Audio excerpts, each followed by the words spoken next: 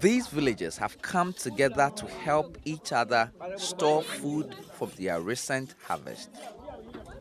For ages, this traditional means of storing grains and tubers is all the people of Bolni have known. Injerebe Muhari was expecting 20 bags of millet from his 4-acre farm. Like his friends, he was one of the farmers who benefited from the government's Planting for Food and Jobs program. He had seeds and fertilizers, which meant a relative improvement in his harvest this year. But the rains didn't come in as expected in the last farming season, so he had just 10. For him, his 3 wives and 15 children. That is bad news.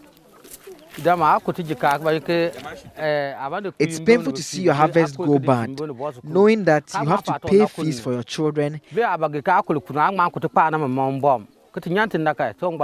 yet, because there are no roads to send your food to the market, markets to sell, or a place to store, they have to go waste or get eaten by animals.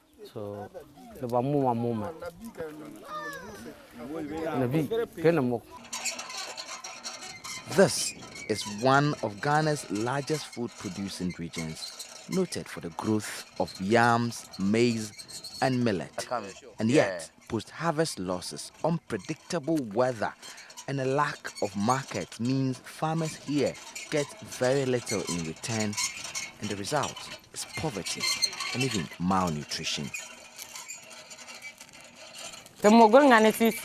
Because there's poverty here, we have to take these foods like that. It's not as if we don't know our children need nutritious food. But because of poverty, even if we produce the food, we cannot feed our kids well.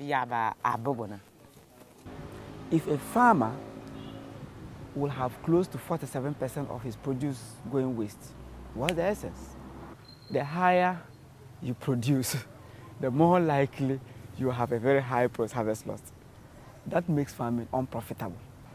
Who in this country or in this world would like to do a business that you already know that you will not break even? Nobody. So for us to have farming as a business, we also need to ensure that the high losses will be reduced.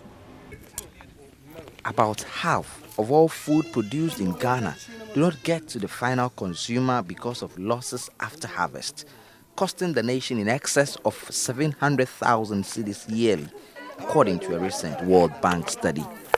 In Bolni, like many other parts of Ghana, population levels are outstripping the volume of food available. That may spell doom if change doesn't happen soon. Justice Baidoo, JoyNews, Bolni.